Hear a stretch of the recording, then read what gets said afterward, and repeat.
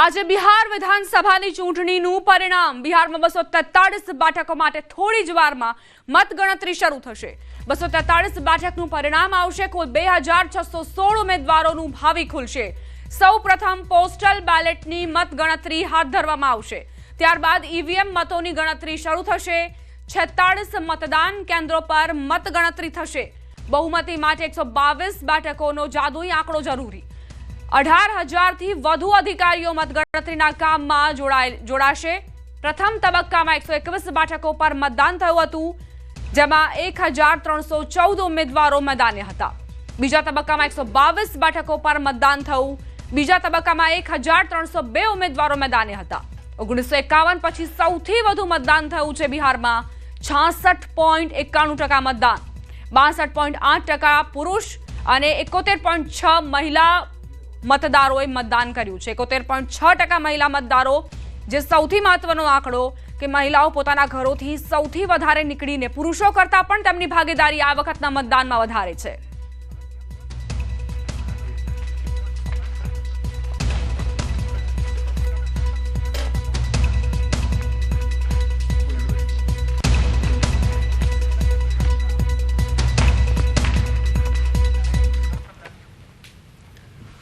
મારી સાથે સંવાદદાતા ગૌતમ પણ જોડાયા છે। તેમની પાસેથી જાણકારી લઈશું બિહારના ઇલેક્શનને લઈને। ગૌતમ, જે રીતે બિહારની ચૂંટણી એટલે પણ મહત્વપૂર્ણ, કારણ કે બિહાર એ એવું કેન્દ્ર છે જ્યાં રાજનીતિ ખૂબ જ જટિલ છે। તેને સમજવી હોય તો જાતિગત સમીકરણને વધારે સમજવું પડે। તમારું આંકલન શું કહે છે આ વખતના ઇલેક્શનમાં? જી બિલકુલ, 2020ની ચૂંટણી થઈ હતી ત્યારે એનડીએને 125 જેટલી બેઠકો મળી હતી, એટલે બહુમતીથી થોડીક જ વધારે 4 કે 5 બેઠકો વધારે મળી હતી। હવે આજે ઠીક 8 વાગે આ જે ગણતરીની શરૂઆત થશે, એટલે કે ત્યારબાદ પોસ્ટલ બેલેટથી ગણતરીની શરૂઆત થશે। પોસ્ટલ બેલેટ બાદ ઈવીએમથી ગણતરીની શરૂઆત થશે।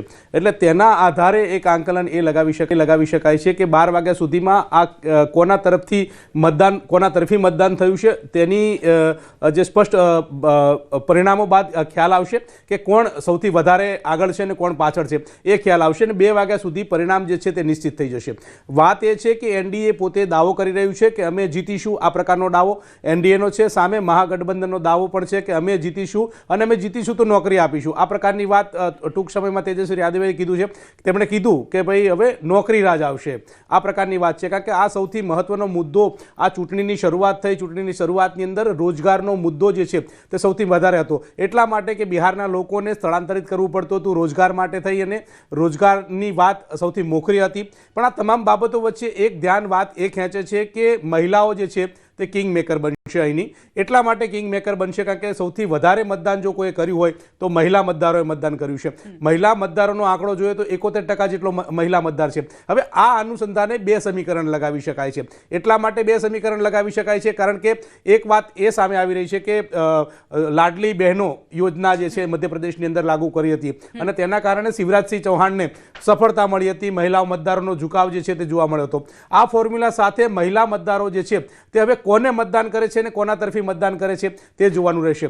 વાત એ પણ છે કે ગુજરાતમાંથી પણ વિશેષ જવાબદારી CR પાટીલને સોંપવામાં આવી હતી। CR પાટીલ અહીંયા સહ ચૂંટણી અધિકારી તરીકેની જવાબદારી કરી હતી, 88 બેઠકની જવાબદારી હતી। સાથે સાથે અહીંનો જે SC મોરચો જે છે તેને ભારતીય જનતા પાર્ટી અહીંથી જે SC મોરચો જે છે તે સીધી 58 બેઠકો એવી છે કે જ્યાં દલિતોના મતો જે છે તે નિર્ણાયક ભૂમિકામાં અદા કરે, એટલે તેના કારણે પણ આ તમામ લોકોએ ત્યાં પ્રચાર પ્રસાર કર્યો હતો, ત્યાં ગયા હતા, ચૂંટણી પ્રચાર પણ કર્યો હતો।